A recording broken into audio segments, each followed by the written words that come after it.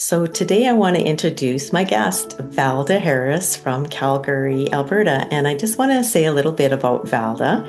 Valda is a retired school teacher, but she's still very, very active. She still loves to teach and is a practicing life coach, to which she says that as a teacher, you're also the student, which is so true. She is a licensed practitioner at the Calgary Centre for Spiritual Living, and this is a place where people of all faiths are welcome, and I know because I attend there too. Valda is married and has two children, whom she just told me that are both getting married, so congratulations about that. Valda is a loving soul, I know that, and she has such a heart for people. She says she is committed to learning to embrace all life's experiences, to grow and live more fully as love, which is a beautiful, beautiful commitment. I am really excited to have Valda share her story. She does have a unique story, just as we all do. So welcome, Valda. And thank you so much for coming on today to share about your life and your journey, your spiritual journey is what we're focusing on today. Let's talk about your background growing up and what was your concept of spirituality or God in your family. Yeah, thank you so much for having me, Shelley. I grew up in the United Church from a very young age. My parents both sang in the choir throughout their whole lives together. And so we were in church every Sunday. And I was a very curious girl, so I would often ask questions, and my father was very open-minded and willing to answer everything and to also not answer if he didn't know, but to be encouraging that idea of inquiry and wonder along the path. At one point, when I was a young girl, I was leading a Christian camp. On my way home, I had a really profound experience, connection to divine, to Jesus particularly at that time, and a real awareness and knowing that it was real for me. And as time went on, I thought I might like to be a minister. When I was a little girl, there was a couple bigger memories that I've been drawn back to lately, which is we had a neighborhood that was a brand new kind of subdivision, and it was full of kids. So it was like, I think 100 kids on 2 blocks. So it was a big, with lots of chances to be together and to play together. And in those days, we had a lot of freedom, and, our parents would open the door and call our name, and we'd all come in for supper. But I remember a couple of distinct memories where there were some animals that had died. There was a cat who had passed. People had found a lot of dead mice and a bird. And I remember at that point, I gathered the kids on my block and we had a little funeral at the empty lot. Oh. I'm thinking there was a part of me that was thinking about being a minister and at one point being a missionary. So there were those kinds of feelings even as a young girl. I remember one time there was a church across the street, not our church, but I would bring kids over to, pray with them. Yeah. If they swore. So it was those were two kind of memories that struck me. And the other thing I always did was play school, and I'd like to be the teacher. Mm-hmm. And so those were a couple of things that were kind of common threads that I realize now that the little 10-year-old self is still living in me, and that those were parts that really resonated and still do, even though there's definitely a deeper maturity and understanding about everything. Right. So those are the childhood kind of initiations. I was definitely curious, was really curious about other faiths and other religions, particularly as I got to be an older teen. And I also became quite self-conscious and believing in my need to be perfect, which I'm still working on to this day. But the idea that I'm not good enough to be a minister. And so my life path then went to education, which I also loved. So it's been it's been a really wonderful kind of parallel journey of spirituality and learning about learning, both within myself and with others, and how to help people, particularly kids in the past, to recognize that they are far more than they think they are. And I think lately what's happened with me is recognizing that more and more within myself. And I think through the work that you and I will talk about, that's probably been the biggest gift and life-shifting awareness. Right. Yeah, that's a huge awareness. This is not something that we talked briefly about this before, you and I together. Previous was that you'd mentioned that in your family, your grandma at age 16 had a near-death experience. So I just wanted to ask if that was something that really, maybe you could talk a little bit about it, and just did that really influence her family, and of course passing down kind of to you? Do you feel like that was, an experience that really affected your whole family? It really was a story that really resonated with me. So my mom lost her mom when she was about 23. I was about 2 years old. And so that was traumatic for her. But she often talked about how spiritual, and that was the word she used about her mother, she was. Even though they brought up in a fairly rigid religion, her own practice was consistent. And she had, when she passed and Mom got her Bible, it was full of underlines of Proverbs and Psalms. And that's where she kind of lived and had her, I think, where she probably did her prayer and meditation from. Right. But when she herself was a young girl, so a young woman, she was very athletic. She grew up she was some oldest in kind of a large family. They had a soddy of a house, so they were homesteaders. And her her other sisters, who were the three oldest, would sleep in the barn. So became very hardy. She was very close to horses, and she became very well known within the region for her athletic rodeo skills and breaking horses and all of that kind of thing. Okay. And when she was 16, she developed rheumatic fever. They're of Mennonite heritage, and so very close community-wise. And they didn't necessarily know everybody, but the word got out that she was sick and she was dying. And so people from around the whole area would take turns around her bedside and care for her, through her illness. And actually, that's how she met my grandpa, because he was one of the ones that came and cared for her as she was passing. Right. And while she was going through this experience, she did die. Yeah.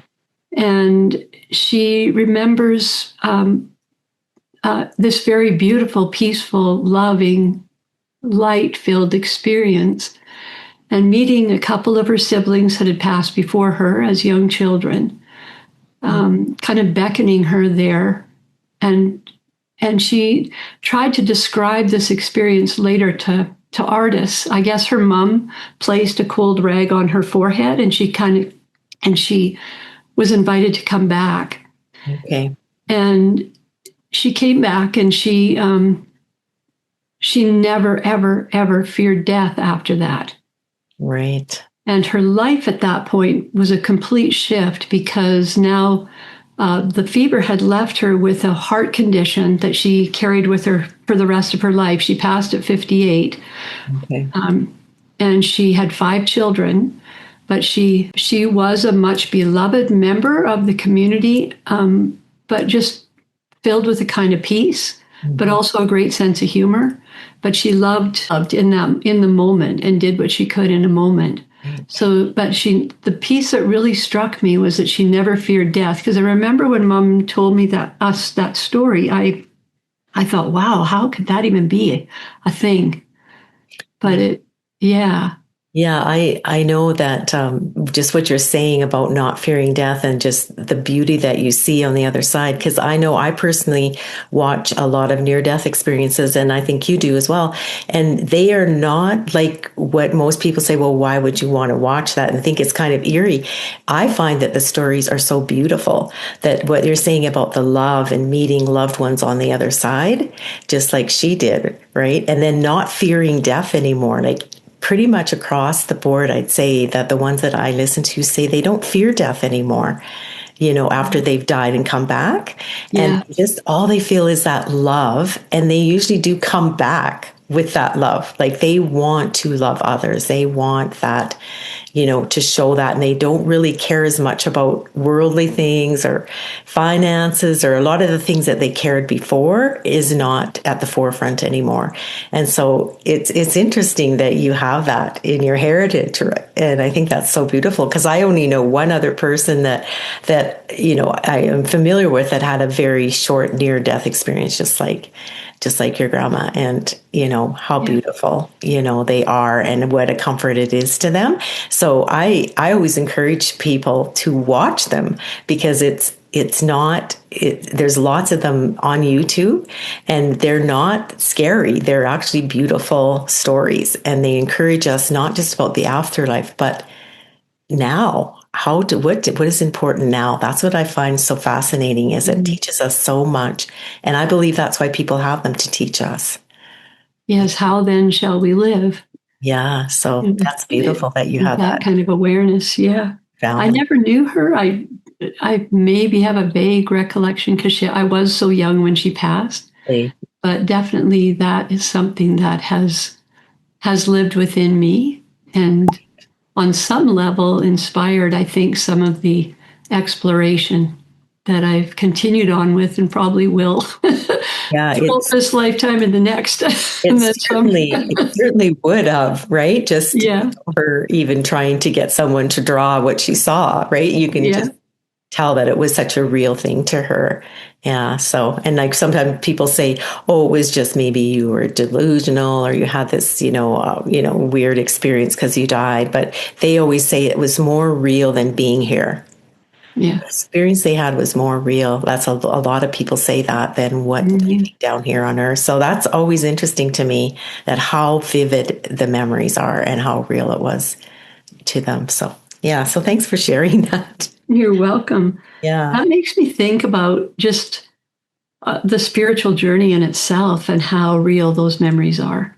Yes. And within ourselves, we all have, like you had mentioned at the introduction, we all have that particular part of our biography that is living with us, although somewhat invisible, other than the way we outpicture in our lives to the rest of the world, and yet so significant. Exactly. Yeah.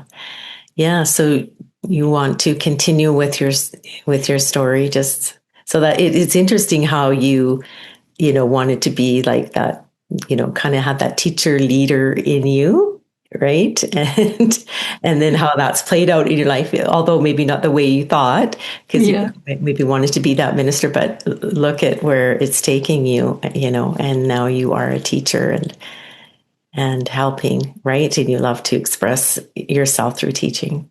Yeah. And I feel more so yeah, I did, you'd like to know a little bit more about that spiritual journey. Throughout my 20s, there was a bit of a just living in my 20s, and Yeah. We all know what that's like. Yeah. Quite a lot of playing. You're in your own, exploration period, away from your family, and learning who you are by trial and error, and who you aren't. Yeah. And eventually I got married and had a couple kids that I feel are the biggest gift of my life. The marriage itself was pretty challenging. In the aspect, in reflection, we were both unskilled in the ways that we were able to approach, challenges that came up, or even what was coming up within each of us. But at some point, I was trying to put on the persona of living a perfect life. I was a Sunday school teacher. I was a stay-at-home mom at that point after being in education for 13 years before I had children. And there was a part of me that was aware, but it was an interesting pattern in me that I wouldn't kind of allow myself to be aware of the discontent that I was feeling.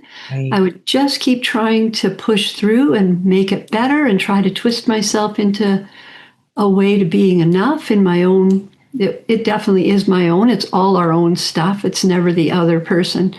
Exactly. But in my head, he was all to blame, and I was trying to figure out how to make myself better, to make myself okay. And outside, I imagined myself as showing myself as being pretty, confident. And in the area of my work life, up until I was staying home, I felt very successful. I felt really fulfilled and felt really like I had something to give.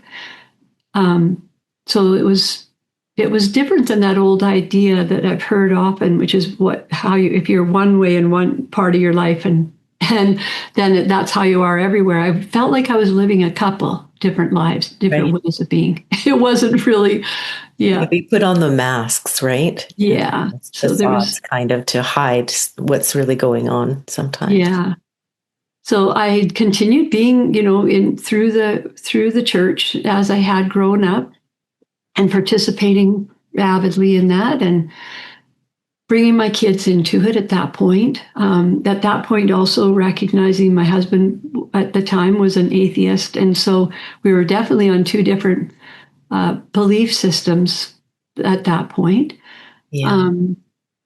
And I have a very dear friend who was experiencing severe postpartum depression, and she had a near successful suicide attempt. Oh, okay. Oh boy. And that was the beginning of, I think, a wake up call for me. And I supported her through her journey and her eventual recovery. And part of it was she had a counselor who suggested that she go to this labyrinth workshop. I think in retrospect, she was a spiritual counselor, not just the psychoanalyst kind of counseling. And she asked if I would go with her. And I think at that point she still was in hospital, because she was in hospital for about a year. Wow, that's a long time. And I thought, I'm going to support her, even though I knew nothing about what she was talking about. And in fact, when I saw it, I was like, oh my gosh, this is crazy. And I got all kinds of fear in me because I was doing something outside of that nice, neat little box that I believed I needed to be in. Yes. And Valda, can you just explain to the listeners what a labyrinth is? Yeah, a labyrinth is an ancient tool that is found across time and culture for, they don't even know how long, but they've found evidence of labyrinth all over the world, all different kinds. Some of them are like 7-circuit labyrinths that are more of a organic shape, and some of them are very based on sacred geometry. And this particular one is based on the labyrinth at the Chartres Cathedral in France. And I don't know if I always don't know if I say that right, but it is one that was built in Chartres, and that's on my bucket list to go and actually walk that. That would be amazing. It would be. It was built, the church itself, it is a church.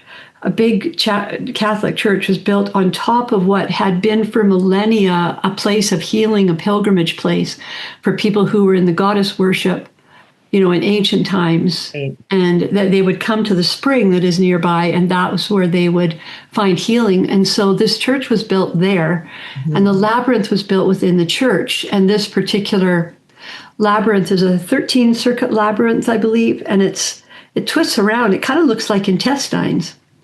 And the difference between a labyrinth and a maze, which at first glance might have some similarities, the labyrinth is actually, you can't get it wrong.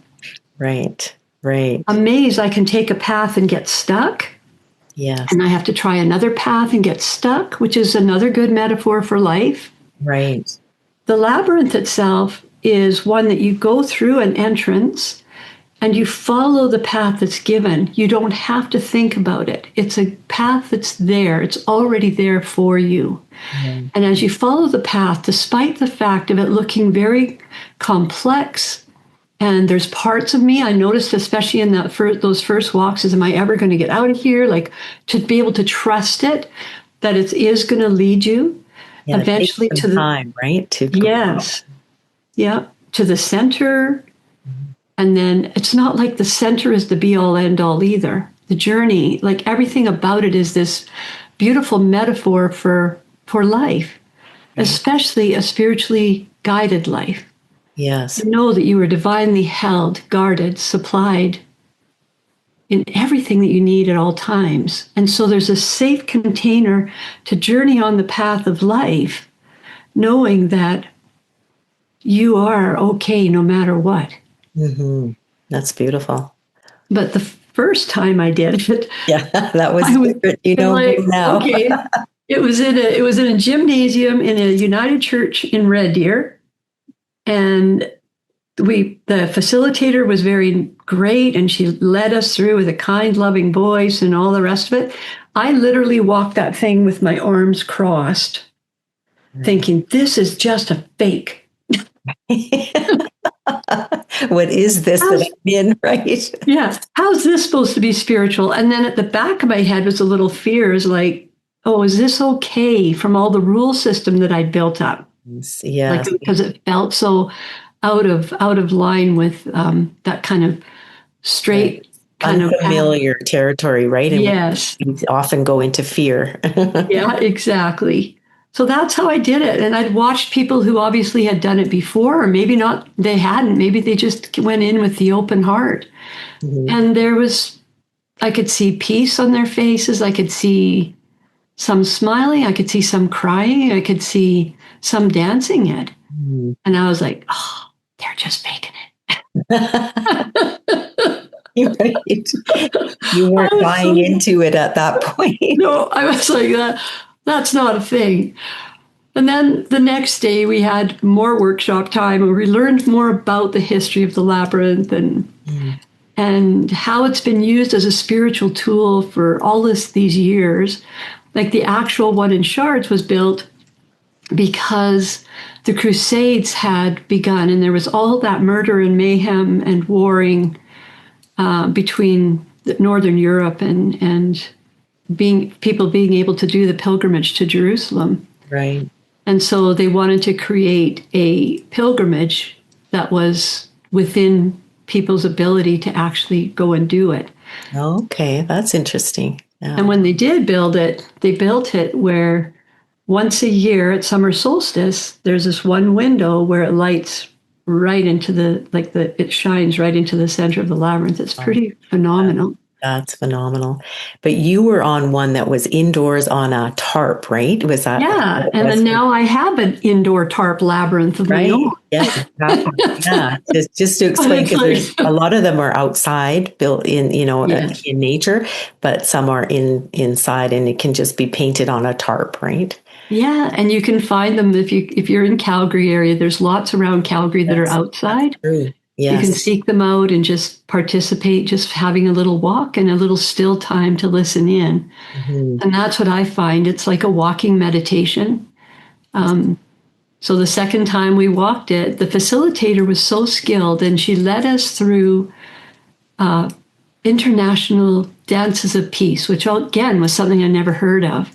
And it would be taking from different cultures, movement and prayer kind of together. And at one of them, we were in an inner and outer circle. And this is the one that I felt the shift inside of me. Because I think I was busy hiding behind my mask, and I didn't until I knew I was really safe enough. I didn't look at people. And we just looked at each other's eyes as we were chanting. And I had a recognition that that is my brother or my sister or my mother. And I still get a little bit choked up when I think about it because it opened my heart. So beautiful. Hey, what happened to you inside, right? That you have that awareness. So then we're at the door of the labyrinth again, and she guides us in, and we're taking our, doing it a little bit like one at a time and going in. And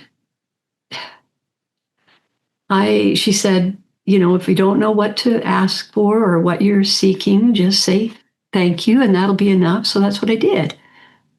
And I just started saying thank you because that was really what was in my heart from having experienced that little exchange with the others.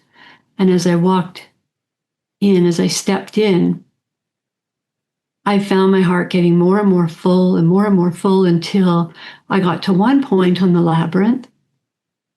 I remember exactly where it is, but I wouldn't be able to describe it. And I remember where it is to this day when I walk one that's similar to it. But I got stuck. Mm-hmm. I got stuck on a canvas labyrinth, stuck on a gym floor. Wow. And I couldn't move, but I stood there and I wept. I wept until there was snot coming out of my nose and my eyes were, I just couldn't stop for quite some time. And everybody just kind of walked by and let me do my thing. And eventually I became unstuck. And what do you feel like at that moment was, you probably didn't know like at all back then, but what do you see now was kind of happening with that, being stuck in that spot? Yeah, at the time, I actually sat beside someone after and we were debriefing it, and I'm joking it off, like, oh, I don't know what happened there. Yeah, And yeah. she said, just be grateful. Mm-hmm. And of course, now with the awareness that I have, I recognize that I was very stuck in my life. My marriage was really a difficult thing, Mm-hmm. and I couldn't see a way out. Right. And I couldn't feel like I could be myself. I'd lost kind of my authentic self. And I knew that I was stuck. Yeah. And Yeah. so, yeah, that was the turning point for me in terms of my opening up back to my curiosity about spirituality, Mm-hmm. who I really am, and being guided to many different teachings that have led me to here. Wow. Yeah, that was a profound experience for you, hey? Yeah. A very, like you said, a shift and opening your heart and your awareness. And it's so beautiful when we have those in our life. Like that's what really gets us on that spiritual journey. I feel like something happens and then it just opens you up in a way that you never expected. Yeah. Yeah. That's beautiful. Yeah. Yeah. So then I know from there you went on to be kind of mentored and you took a course in miracles, right? I did. I was led into the Course in Miracles, a study, and how I got into that is I read A Return to Love. And to this day, I still want to go to the source. So I like to read the teachers of the teachers. And so I'm like, okay, where did she get this then? And so Yeah. I needed some help with that study. So I joined a study group with that. And I was in a study group for about 5 years with Course in Miracles. And can you explain to our listeners a little bit about that? Because I know a lot of people are not familiar with the Course in Miracles, but there are thousands that take it, but there's some that have never heard about it. It's a channeled piece of wisdom literature. And it was channeled by Helen Schumann. Yes. And I forget her partner, Bill, I think. I think it was William or Bill. Yeah, it was William. Yeah. Technically William, but probably called him Bill. Yeah. And neither of them put themselves on the book when it was finally published because they didn't believe it was theirs. They, it was a work in which they talk about it being the curriculum for everybody, that we all will do it in our own time. Yeah. It's thick, it's like, and thin pages like the Bible. Mhm. Um, And it took 7 years, is what I yeah. about. And personality wise, it wasn't expected because both of them didn't get along. They were both professors at the same university and worked together, but didn't get along with each other at all. She would get the downloads and he would transcribe it. Very And unusual story. she was cranky, I guess. She wasn't very approachable. So it's like, it's kind of heartening to know that, on the human level, how we're perceived or how we perceive ourselves isn't a deterrent to spirit to work through us. That is such a good point, right? Because we think we have to be perfect or so spiritual, and she wasn't at all. I don't think she had a spiritual No, background at all. not even a spiritual bone in her body. So this must have, but I so commend them because even though that was the case on the human level, Yes. she was willing to go ahead and do it. And they basically it poured out of them and away they went. So I think for my spiritual journey is the idea that we're both human, which is a birth date and an end date, and we're divine, which is eternal. Exactly. And so for me, as I think of myself on that path, this line, which of course is just it's a metaphor, it's not the way it is, but I love thinking about the spiritual aspect of myself on my human journey taking up more and more space on my lifeline. Exactly. And it's like that. We are not a body with a soul. We are a soul living in a human body, which is a different way to look at it, right? It's just an outer shell. It's really who we are. The soul is inward. And you really notice that when you go to a funeral and you see the person lying there in the coffin, if you view them, that you can see no life. It is literally like a shell. There is no personality. There's no expression. That's what gives us this human body, what we are, right? It's so interesting. I remember seeing that and being shocked at how lifeless the body looked. It didn't look like the person anymore because it's just a shell. Who we are is what gives us that, inside that soul. Yeah. Personality, right? So with that first journey with Course in Miracles, it was a guided journey with the teacher, and it was a pick and choose. But throughout that time, I definitely had underlinings all through my book, but I didn't have like that full through line. Right. And the channel is Jesus. Yes. So Jesus identifies himself as the channel to her, hey? yeah, and clarifying that whole idea of forgiveness, basically. The idea that all there is love. The Course will say there's love and there's fear, and of those two, only love is real. Earlier, when we talked, you had mentioned about those life after death experiences where it feels more real. Exactly. Because we're living more love. Mm-hmm. In reality, capital R. We are that. That is who we are.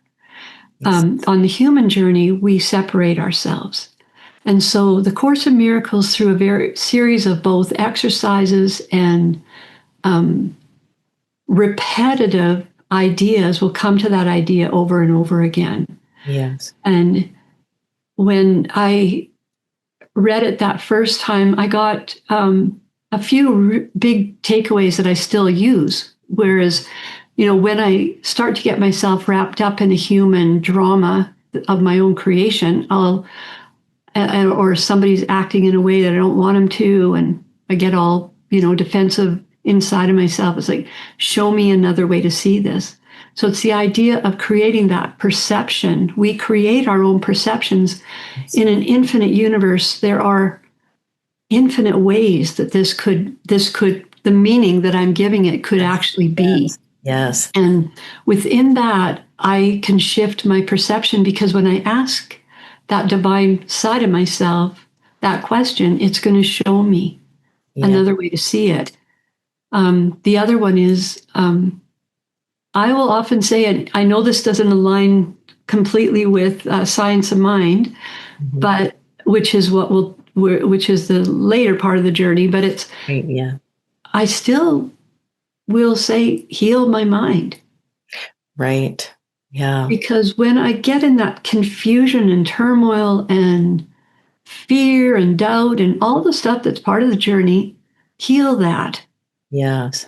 And as I've asked more and more about that and delving into the parts of ourselves that we've disowned, like our shadow selves, the parts of ourselves that we are ashamed of, that we don't even know are there anymore, Right. but on some level are running us, Hmm. that's been this kind of shift from, first of all, just, okay, there you are a part of me. Dang it. Now Yeah. I gotta accept that, or Yes. maybe try to help you dissolve. But recently, as recently since we last talked, Hmm. this awareness is uh, that all of it is a part of me. All of it is in and as God. So it's all good. Right. And Right. so it's like, it's learning how to actually love those parts. And I Hmm. know I've heard other people say that before, but it's like, when you get it here, Yes. it's a new thing. Yeah. So I feel yeah, like I'm going through that too, just understanding more about loving all the parts, right? yeah, Because yeah, sometimes we have a hard time loving those parts of us that we think aren't lovable. yeah. Yeah. So that's beautiful. I feel like as a collective, I almost feel like people go through the same things a little bit, right? You hear people talk Uh-huh. about it, and it's like, oh, you're going through that too. Yeah. So, and that's that whole other subject of being all connected, that we're Yes. all one and we're connected, which is a whole nother topic, but it's so beautiful to realize that Yeah. everything is connected in this world and all of us are. And collectively, we are facing our own shadow right now. Yeah. In so many ways, the world is reflecting back to us those parts of ourselves that we have disowned. And we're seeing this through so many different teachers that are bringing it to our awareness, Right. Yeah. that are helping us to see that if we see it in ourselves, we can have compassion. And well, when we build awareness, everything shifts. Yeah. And that's what you're doing through your podcast. Yeah. Yeah. You have Yeah. to. It's good to get that awareness and talk about it, right? Because other people might be sensing it, but not really knowing how to, speak about it or talk about it. What is this, right? Or Yeah. feeling alone in it. Yeah, exactly. Lots of that. Yeah. So yeah. So I studied Course in Miracles back Yeah. then. Yes. And then And then you got into science of mind, yeah, right? then You I got went through the divorce, and which was, I created quite an excruciating experience with all of that, yeah, that's and difficult. came to the Calgary Center for Spiritual Living through my Course in Miracles teacher. So she had Science of Mind on her bookshelf when I had gone to see her one day Right. for one-on-one counseling, and I thought, wow, if she's got that, I got to see what she's reading. Yeah, yeah. What is So I this? tried to read it, and it was like Course in Miracles. I needed help when I was first starting with both of those texts, and I put out a email for everyone I knew, like, I'm going to do this book study. Who wants to come? And a whole bunch of people did. And one person emailed back and said, there's an entire center Right. around this teaching. And so there I was. I was in the middle of all that yuckiness, and in the very worst of it is when I joined, or I started going to the Calgary Center for Spiritual Living. And at that point, I sat there the first 3 times and cried my way through. Right. Yeah. Between Amy Bishop's music and the message that I was receiving, it was like to know that I was home in a place that really got what I was knowing within myself, but had nowhere to put it. Yeah, that connection, you felt it right away, hey? Very much, yeah. So A then I've been spiritual in, connection with those people that, right? It's funny how you yeah, sense it. It can be so emotional. yeah. So it was a deep dive at that point, and I took every class I could. I took the foundations class over and over because that was the only one that I had, the timing kind of worked for me to do it. And never did I think I'd be a practitioner, but eventually Yeah, that's what I did. And so a spiritual practitioner is someone who um, is aware of the presence of God, and you're practicing the presence within you, right. and you know the truth, even you know the truth for others, no matter what condition might be showing up, Yes, whether it be disease or divorce or right, confusion or fear, whatever it is that shows up for us, right. to know that for them. And you, just for our listeners, like the Foundations is the course that teaches about Dr. Ernest Holmes' teaching Science of Mind. Can you just give a little bit of a background of that? And I took that Foundations course too, so I know what you're talking about. It's so deep, and there's lots to learn. But I got so much out of it myself, and it's a beautiful teaching that, and it was Dr. Ernest Holmes. It was way back, right in the wasn't he in the 30s? I Yeah, believe. when that was published, but he actually started way sooner than that. But what it was a great synthesizer. And Mhm. so he would read from a lot came from the Bible and Jesus' teachings. Yes, There yeah, was a lot that came from Hinduism and Buddhism. So he pulled from the faith traditions from around the world and was a student of that, curious about that, and then from there distilled kind of those common threads that were amongst them. yes, Understanding that we do work with spiritual law, that then what our part in it is when we are conscious and we're consciously aware that our thoughts are always producing form. So if yes, we want to know what we're thinking, we look around our life and it gives us an indication of the predominant thoughts in our field because that's what will outpicture. Where yeah, I place my attention and my intention, I am basically creating my vision. yes, And so when I'm aware of those things, I start to become more aware of the thinking patterns that are serving that higher idea of myself, yeah, and also more aware of what we were just alluding to, those patterns that don't serve that.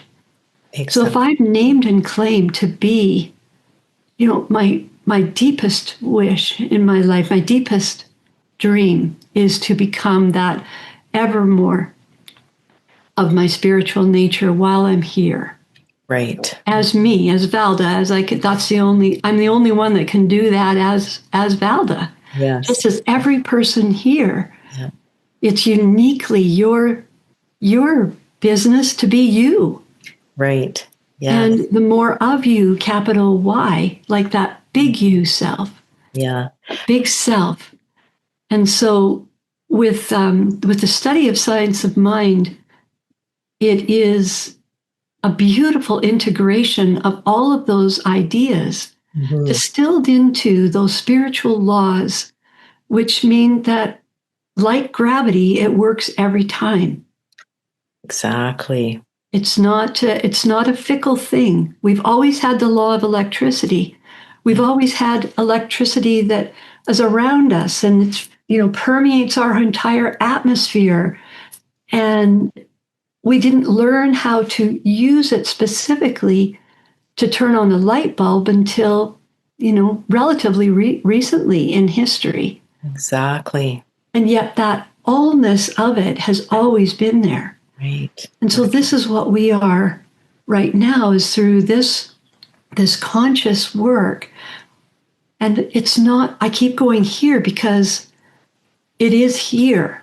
Mhm. It is the feeling of it in our heart area. It's when we can drop into the heart and listen in and know who we are. Be still and know Right. that Yeah, I am. I yeah, am God. Be still and know. Holding that piece in. From there, we have access to all there is. Yeah. because we are one with it. Like you say, we're all connected. We are all one with it. Yes. And so all that it is, I have access to, even though I can't possibly know all that it is. Exactly. And Yeah. so from that, that's what we use. Yes. Yeah. It's like you don't know what you don't know, right? Yeah. It's like you say the electricity until someone discovered, right, that it was there and you could access it. We don't know what we don't know. And then when the awareness comes, like you say, you realize that you are creating your world by what you think, right? Your thoughts are creating, but like you said, and I understand this, is you sometimes blame all outside of yourself. Like you said with your marriage and your husband, and I went through that too. So I know you play the victim and you blame because you think, well, it's their fault, it's their, or this happened or that, and it's outside of yourself. But then you start, that awareness comes at one point, and it's through teachings like the Course in Miracles, Dr. Ernest Holmes' Science of Mind, which doesn't sound spiritual. I always thought that title, I Science of know. Mind, but it's so spiritual, right? Yeah. And so it's kind of, misleading in a way until you take it. But when you come to that awareness, then you start realizing that we are the ones that choose, and it's all within us, and that we have those choices. Yeah, it's beautiful as you start learning. It's actually exciting to know that you have that power. In a sense, it's you have that power Yeah. to within you to create what the life that you want. And with it is the grace that Mm-hmm. it's not just a law, it's love and law. Right. Yes, because It's, it's principles, right? It's yeah, like it's yeah, not it's not that God or source is playing favoritism to one person. It's the same. It's like the law of gravity. You say if you jump off a building, you're going to go down. That doesn't have anything to do with that you're not loved or you're not cared for. It's gravity. It's going to pull you down, and it's the same for everyone. So these laws of the universe or of source it just applies to everyone. And when you start realizing that, you think, wow, that, it's almost like an epiphany. and to know that it's benevolent, it's love. Yeah, That's all that it really knows and is. exactly. Everything is, that's, I feel like And Course in the Miracles is boils down to, if you wanted to say one thing, everything is love. God is love. And it's everything is love. And that's what we should focus on. Many people through their near death experiences will come back and say what they were told by Jesus, even, what am I supposed to do? And one man said, Jesus said, just love. Just yeah, go out and love people. So isn't that beautiful? Just yeah, really it's beautiful. simple, but It, it's not easy to do. yeah, Right? Yeah. yeah. Okay, so continue with your story. Okay, where were you? Okay, Oh, so we read, yeah, the science of mind. first And study of Course in Miracles, moving into Science of yeah, Mind. yeah. Lots of little miracles happen along the way. And I find that the word, uh, when you take a step, the Upanishads say, if you take a step toward God, God will take as many steps towards you as there are grains of sand in all of space and time. Exactly. And so making a decision for opening yourself in that type of awareness, you begin to be open and your faith begins to get stronger. The trust is there. Hmm. And there is sort of what feels like miracles. It feels like grace, like Right. an understanding of that deep understanding of what it is, grace is. Hmm. As you know that you cannot be outside of that love that is all pervasive, everywhere, all at once, all powerful. Yes. Yes. So, And you went through an experience that where when you were teaching, where yeah. you want to share about that and how that. Yeah, I think that's probably one of the next big, juicy ones. And I thought of another one that was just last year, Shelley, that I'll share too. Okay. But I had, I, I was just so busy, and I was just a new empty nester.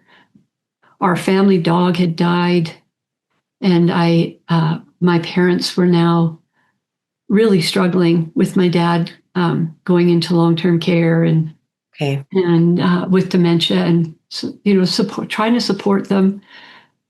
And because I'd always just kind of took everything on, and I can do it. I'll put my head down and I'll do it. And I was also feeling discontent where I was, but I wasn't allowing that because it had been such a calling and a beautiful vocation for me that when it started to not feel that way, I didn't want to admit that at all. So I'm just going to power through. Mm-hmm. And do the old patterns that I did through my marriage, which is to try to please everybody all at once and to try to change myself and work harder and longer to see if I can make, to make this work. Yes. And it was, I was an administrator at that point, and I was on the phone with a parent. I'd gotten there early because it was parent-teacher interview day, so it's lots of energy going around the school. And I ended up talking to this parent, perfectly nice person, and fell to the floor. And I have the slow motion remembrance of the receiver hitting the floor and bouncing, and I couldn't get up. Yeah. You see the pattern. Frightening at the time. Yeah. Same pattern. Mm-hmm. A couple decades later, I was stuck to the floor. And so there was a 911 call. We did a little lockdown at the front so the kids didn't have to see it. And I got hauled into the ambulance, and away I went. After doing all the tests, it was a full day of testing with CAT scans and MRIs and the whole bit. Mm-hmm. Just discovered that it was just a really severe case of vertigo. Yeah. By then I was upright but throwing up at the end of the day. And my sister was going to take me home to her place in High River. I was in Calgary. And I was just going to grab a few things because I couldn't hardly function. And I grabbed off my bedside table, which I hadn't looked at for about 5 years, Course in Miracles. Right. Yeah. Out of all, if you saw my house, full of books. Yeah. On my bedside was that little pile of ones that had a real influence, and so off it comes, no idea why. And I could sit in a chair, but that was about it. Right. And when I discovered I could read, it was like, yay, because I could read, even though I was, in that state of vertigo. Mm-hmm. And I started reading Course in Miracles from the very first page. And I just kept reading it. And a few days later, I went home with a walker. Yeah. And I sat in my chair. I don't know if you heard Reverend Monica or Marjorie's talk. Marjorie. No, I'll have to listen to it. So Revelations from a Recliner. Yes, that's really what that was. It was like, yes. And it was 6 weeks. Yeah, because she had that bad accident, right? So yeah, she had a very bad motor vehicle accident. So in my case, I was 6 weeks in my chair, basically. Yes. A few times that I did get out, I received some pretty significant, beautiful messages. But while I was in my chair, I went into severe anxiety. Right. Like I had never felt before. I didn't even know that something like that could exist. It was physically painful. I went to bed with it and I woke up with it. Wow. But as I went through Course in Miracles, I would read that day's work, however long I could get through. Yeah. And then in my journal, I wrote down my questions from the end of that day, like what do I want to know? Right. Because I had these questions after reading. And then the next day I woke up and I started reading and those questions were answered. Right. That's beautiful. It was how I taught kids how to read, actually. I just thought of that. Oh, yeah. And I went back in, same thing, all the way through the book. Wow. And I don't think we said this, it's 365 lessons in the Course in Miracles. So it's one per day that you read. So I don't think we said that. So yeah, so that's the lesson part. And then there's the text part. So I read through the text and then I did the lessons as far as I could in those 6 weeks. Oh, okay. And then there's a teacher's manual too. So I did a little. Yeah, there is lots of parts too. Yeah, I dabbled into it, those 3 bits, but while I was, when I could get up and start walking with a cane, I took myself on a walk that I often did that was close to my house near Sandy Beach. And it took me all day, Right. like one step at a time. And I was walking up the hill, and at one point there was a raven that walked every step of the way beside me, like a giant raven. And I know you'd mentioned that. And what do you feel like? What was your sensing about the raven? Like that's like, Well, the raven is to me holds a lot of mystery. Its ability to it feels like there's a manifestation, there's transformation to me with the raven yeah. So it was like a symbol to you walking like alongside me. alongside you is such a beautiful experience, right? Just to have, Yeah, it just sort of gave. I was curious, and it especially also at was like, that yeah, time when you were just struggling physically so much. yeah, and emotionally. Yeah, and I'm right with your anxiety and Because the question, what I did with the Course in Miracles, my question, it's all about relationship yes. and how all our relationships are holy. Mhm. And so they're holy because of what they're teaching us about ourselves. And so the raven to me was like, I'm not alone. And then that day, the friend that I supported all those years ago, 2 decades before, she reached out, and she's now a healer, kind of Reiki energy worker. And she dropped everything and came and stayed with me that weekend Yeah. and did her kind of work. So there was a piece of grace in that. Yes. The Just other piece was I was just went through. I began to see for the first time the patterns and what I'd created. And so what I was going through in that moment, I took that experience as I was reading it through. And then I went down to the most significant one that I hadn't processed, which was the divorce and that relationship. right. And I went all the way down in relationships that I had perceived some kind of failure and generally had blamed others. Yes. And by the end of it, I really could see, and it was very painful. I could really see my role in it. I knew the patterns that I'd been playing all the way through in my victim head. Yeah. Not to judge it, I was doing the very best that I could. But by Yes. the end of it, what the course will, and I keep pointing over there because it's over there. Yeah. Well, what it will point to is that it's the path to peace. The Course in Miracles is a path to peace. Peace. Yes. Yeah. And that's what I felt at the end. And I felt like I had this realization. It was sort of like tying a knot or a bow on it, but you're never done with the bow. But it's at that point, this deep peace after all of that anxiety Hmm. and the knowing that there is no one Hmm. and nothing to forgive, not even myself. Right. Right. And so that was a real shifter because it was like, I could never go back to the way I lived before. Right. Yeah. That's beautiful. That thing of that there's nothing to forgive, that you are totally loved. I mean, we make mistakes in life, but we are whole people. We are wholly loved by Source that made us and created us. We're perfectly made. But that is a very hard concept sometimes to grasp at first. Our awareness is not there usually at first, especially when we take these courses like Course in the Miracles. It's just like, what? It's a new concept, because from a lot of religion, it's like you're born a sinner and you need saving, and and you need something outside of yourself. You're not told that you're perfectly whole and loved, and that there's this ego self, this human body we live in, and we have to work through that. But Yeah. inside, we're perfectly whole, and Yeah. that is very hard to grasp. I feel like at first. Yeah.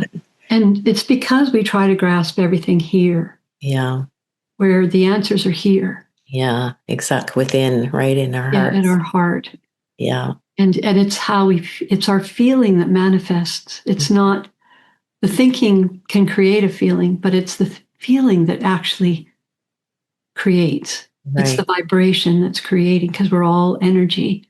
Exactly. And there is no, another thing I love is that there's no judgment. Like it's an awareness. Like even when you discover something that about yourself, it's not to judge yourself, but it's to become aware. I like to say that don't judge it as, harsh and feel down on yourself. It's more like, oh, now I have this awareness. And when Yeah. you put it to me, that was one of the most beautiful concepts. Just Yeah. change your way that you look at it. Yeah. Don't judge yourself, but just say, oh, now I have the awareness of this, right? Even It's if it's 5 minutes later, you're not the same person. right. Yeah. So Yeah, it's like there's a grace, there's a compassion that you have for yourself exactly. that And others. extends to everybody. Yes. Yeah. Yes. That's There's beautiful. there was another piece of that that really struck me during that journey. Since you and I talked, of course, there's just so much that's come to mind and heart. Yeah. I was with I couldn't drive because of doctor's orders. So I first of all took a cab, and I'm like, oh my gosh, I've already got my lack consciousness is going pretty hard for years since the divorce. So it's like, I can't afford that. Right. Right. Chiropractor was quite a ways away. So I Yeah. decided to take the bus. It was like cold, like 40 below. And I think the other piece was that identity crisis kind of idea of who am I? If I'm not a teacher in a school system or a principal or whatever it is, who Yeah. am I then? Yes. And I was waiting for this bus, 40 below, right downtown. And it was late because it's cold and the traffic is terrible. And I look at it and go, oh, it's full. Because I opened the door and it's just crowded full of people. And then I step on and the bus driver says, come on aboard. Sorry, I'm late. It's been so cold. And then I got on and the bus is empty. But it was all the people that were on the bus were gathered around the bus driver. Oh, A young man, energy just effervescent love. And people would get on board and he would ask them about their day. A lot of them were regulars, I think.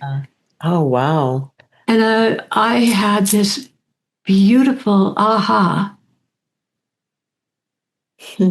That is enough. It's not what I do that makes a difference in the world. There Yeah. is he is more of a teacher, spiritual leader than anybody I've ever seen. And it was about a half an hour that I spent with him on the bus.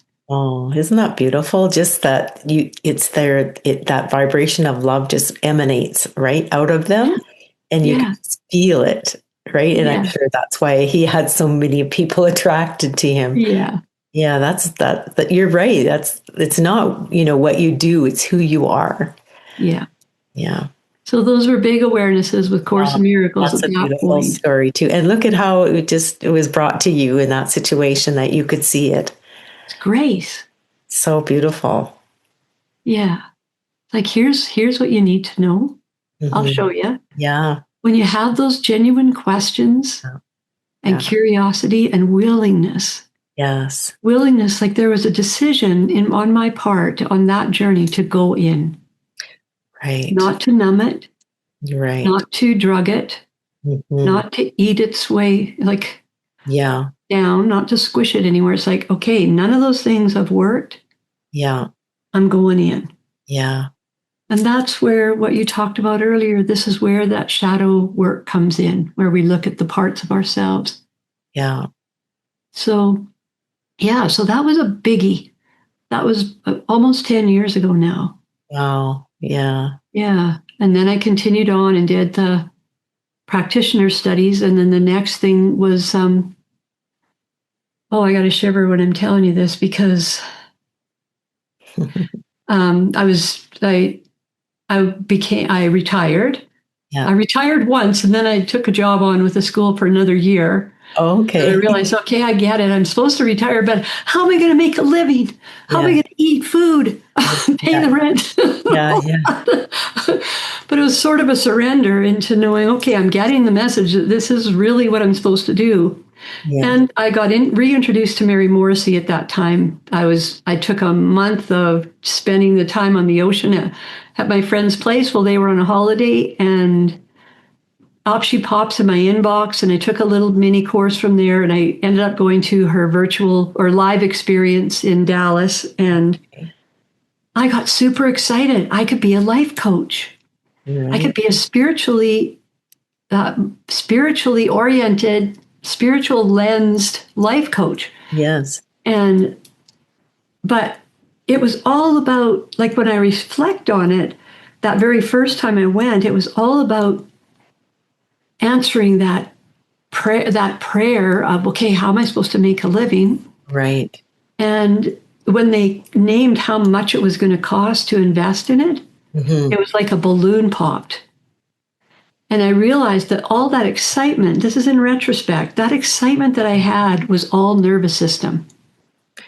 Even though it felt good and it's like a little high, Yes. it was nervous system excitement. It wasn't the stillness of truth. Right.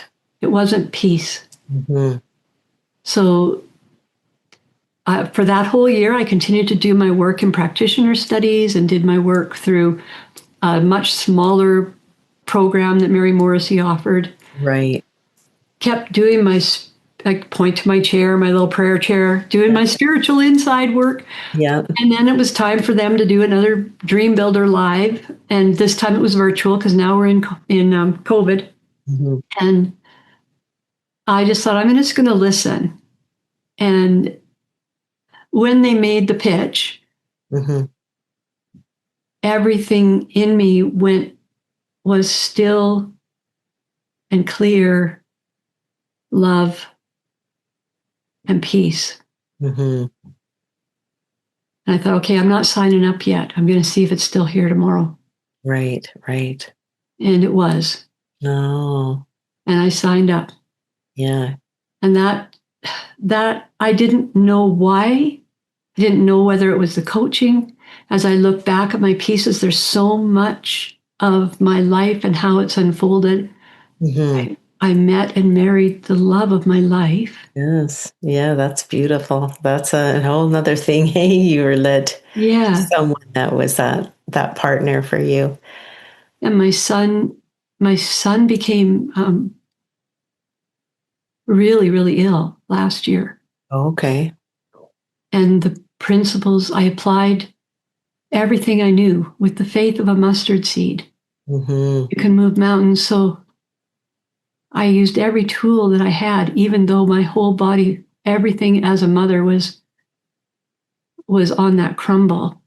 Yeah. Yeah. So I think, and the people that I have served or have been a vessel or a channel for serving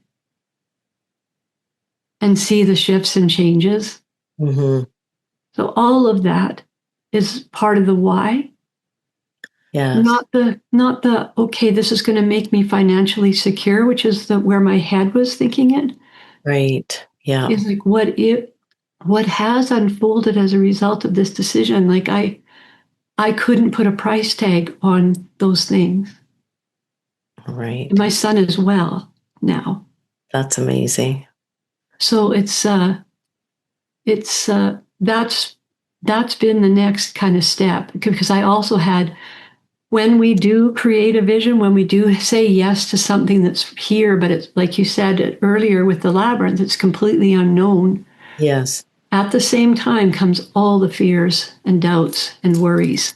Yes. And I was almost in paralysis once I'd signed the contract and the money started coming out of my credit cards and my banking and all of that.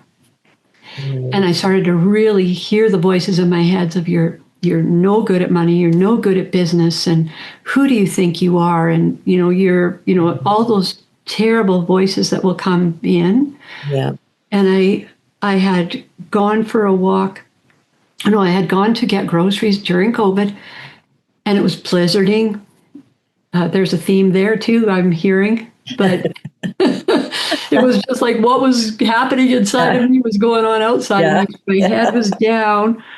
And I just finished packing the groceries into the car, and I get my head down, and it's all, I'm, walking and sludging through the slush, Yeah. feeling miserable. Like, what have I done? Like, and because I was so afraid I believed that I would really have disappointed my father. He had passed since then.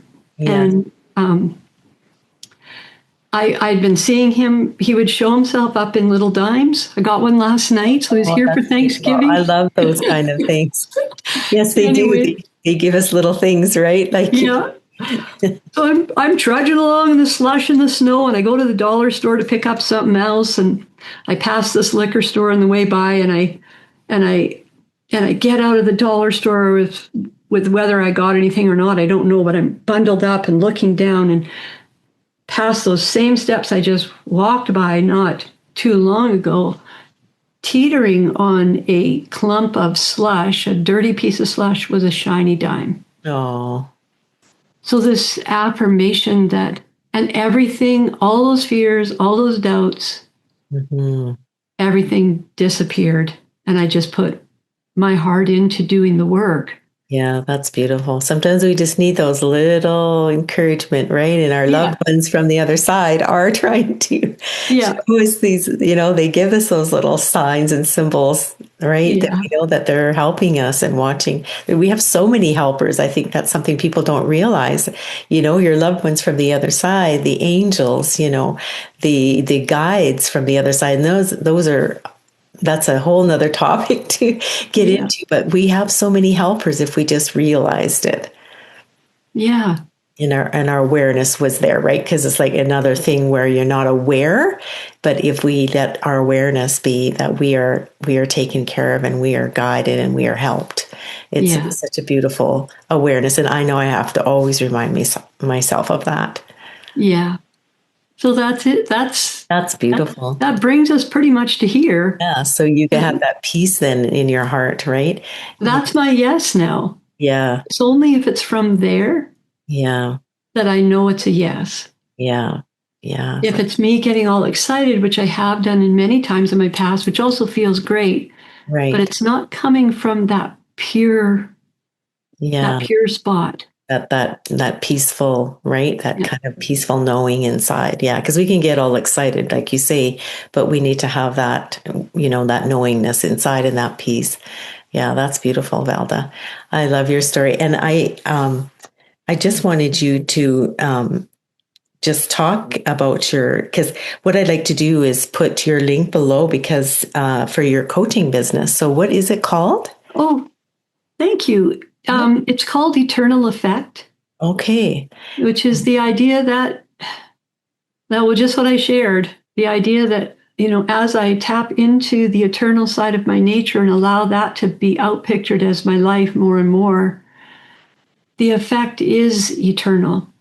Right. Like it's like the ripples in a pond, but it goes on forever in ways that we can't even imagine.